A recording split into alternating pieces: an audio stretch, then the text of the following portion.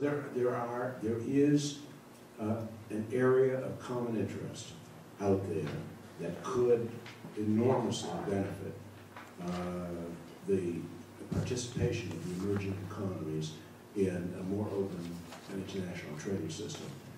But it is not being discussed.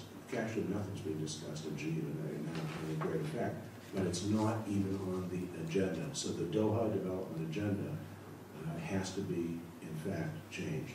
Thank you. Thank you.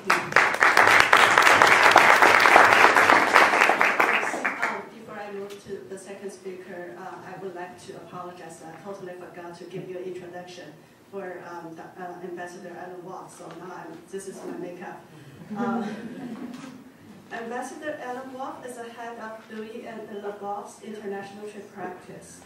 And Ambassador Watts served as a managing partner of the Washington, D.C. office of Louis Valentine from 1991 through September 2007, prior to the merger of the firm with Leboeuf Lam.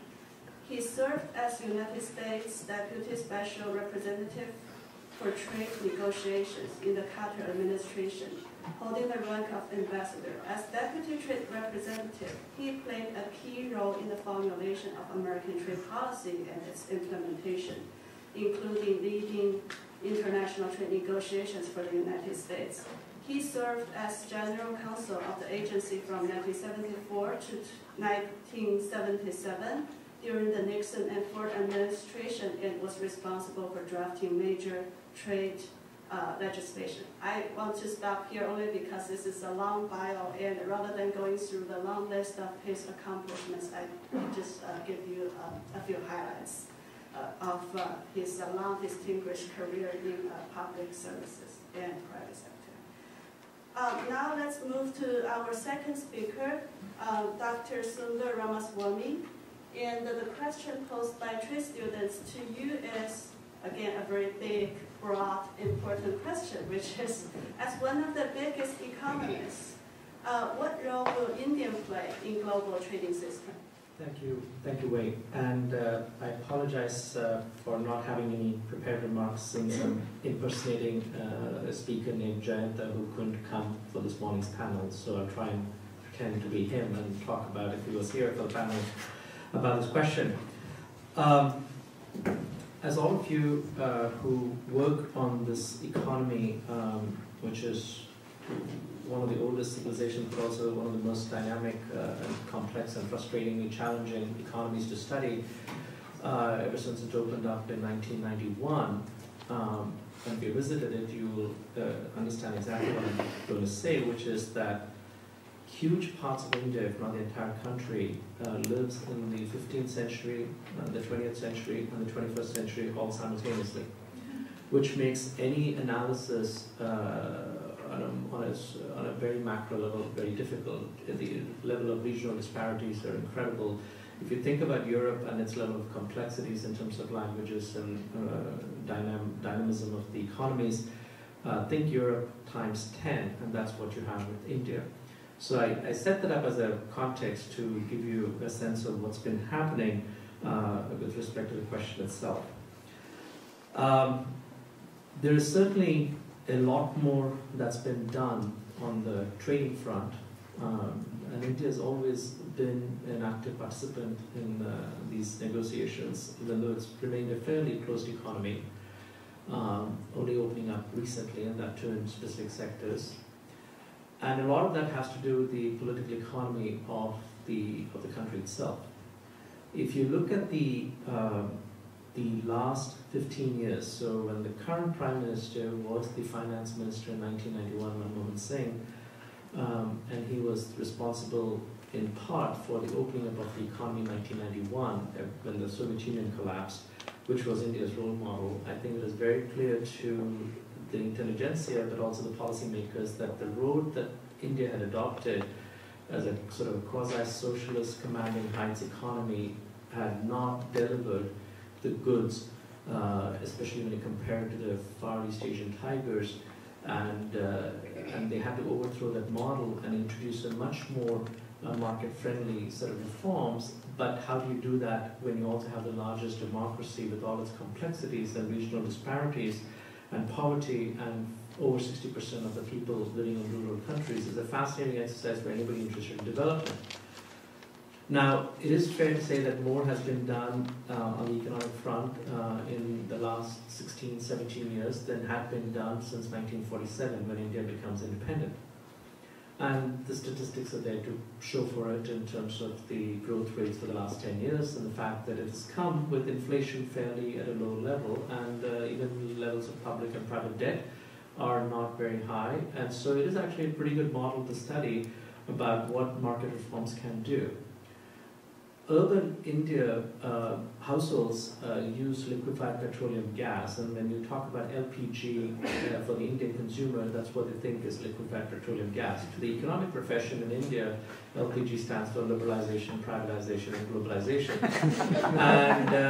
And that's what most people talk about. They talk about LPG in that context, and it has come with its own sets of problems.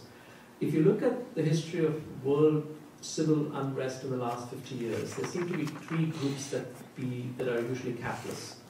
It doesn't matter which part of the world you look at. They usually tend to be students, workers, or farmers. And India has all three of them in spades. When you think about farmers, and you might have read about recently, as a result of opening up of many markets and the inflow of GMOs and biotech, there's been an enormous amount of farmer suicides in many parts of the country.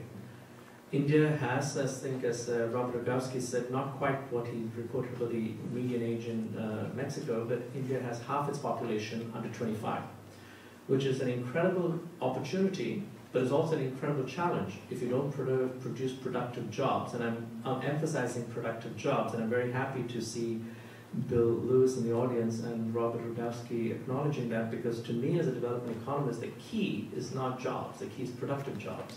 And how do you create productivity is the ultimate essence, even if you go back to Adam Smith.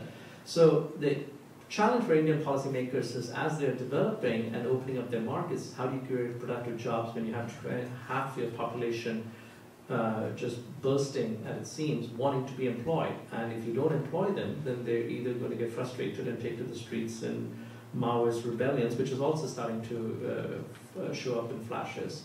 And of course, workers, because of the history of unionization under the public sector, there's been an enormous mishmash of labor legislations that are, as I said, stuck in the 19th century, and some which have no labor legislations, like the IT sector, which has zoomed past the 30% growth rates. So it is a very complicated set of practices that you're trying to meld if you're the finance minister or the prime minister trying to articulate what is India's development policy, let alone what is India's trade policy. Now, certainly India's had its place under the sun increase in the last 10 years. Yeah, it's much more in the news, and for all good and bad and ugly reasons, but lots of good reasons. Especially with its growth rates now touching consistently 7 to 8% at fairly low inflation. It has been an active participant, maybe much more than it thought of itself early on in the Doha round. But here again, it's come under very awkward set of circumstances. I agree with Ambassador Wolf that a lot of the arrangements between India and Brazil and South Africa, or India and China, the alliances, were more because they were all not the developed countries. It's not that they had any natural alliances between Brazil and India, or India and China have an interesting equation to begin with. But I think it's good that, going back to my earlier comments in the introduction, I think it's good that these emerging economies like India and China are playing a bigger role, and it's good to see the G8 expanded to G20, because I think that's just the real politics of where we are today as a global system. I think going forward, I do think one of the lessons India has learned, and this is my worry, both from the 1997 Asian financial crisis and from the 2008 financial crisis, is that their model of development, which is this quasi-open, quasi-closed system, is actually good. And actually, on balance, I agree with it, because the lessons drawn from the policymakers and the economists, both from the right and the left, is we are very glad we didn't do what the rest of the world did because, look, we are safe. But it's also used conveniently by the politicians who oppose globalization and who oppose liberalization or market reforms to use that as a pretext of wanting to pull India back into somewhat more of an autarkic system, which I think would be the wrong lesson to draw from how it's managed to survive the 2008 fallout of the 1998 Asian financial crisis. I'll be the first one to submit that is actually one of the best things India did was not have a convertible currency on the capital account, and it's good for a developing country to have some barriers. I also think that the selective opening up of the reforms in trading sectors, sector by sector, whether it's textiles, whether it's biotech, whether it's manufacturing, is very good, rather than flip the switch and be open all of a sudden. But I think it's interesting, we should not underestimate the pull of politics and its impact. The discourse in India, what is fascinating to me is just at a time when you need enormous political stability, not just at the central, the federal level, but also the fact that you have close to 30 states. In the last 19 years, despite economic reforms unfolding at a fairly breakneck speed as far as India is concerned, the average life of a government is 2.5 years, when the Constitution wants the average life to be 6 years.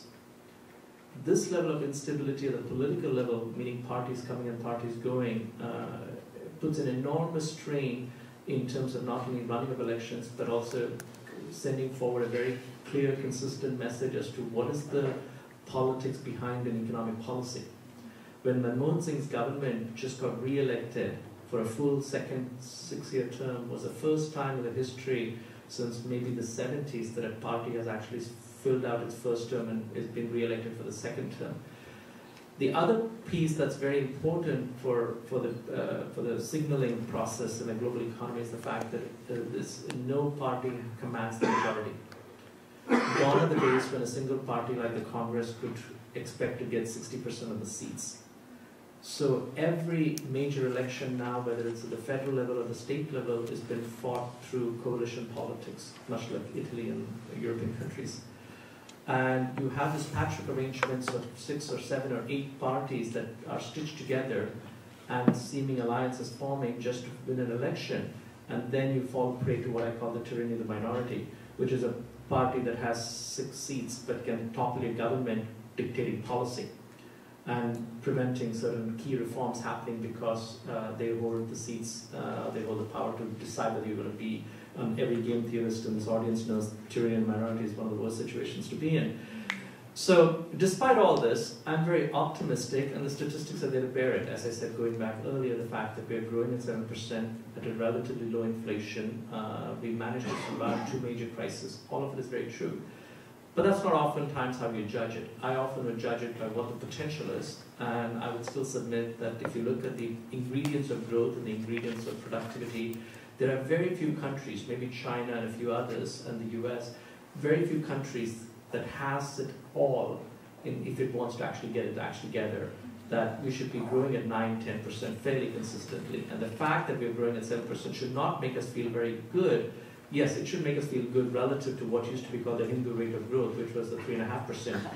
But it should make us feel a little bit more urgent that we are giving up every year, we are giving up a percentage or 2 because we are not liberalizing or globalizing smartly.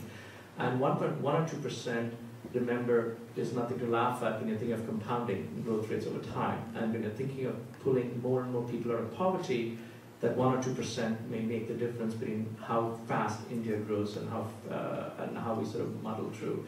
So I do think we are on the right track. I would love the momentum to be accelerated if we really want to, and take a very constructive role in helping the Doha round conclude rather than play politics. Thank you. Thank you.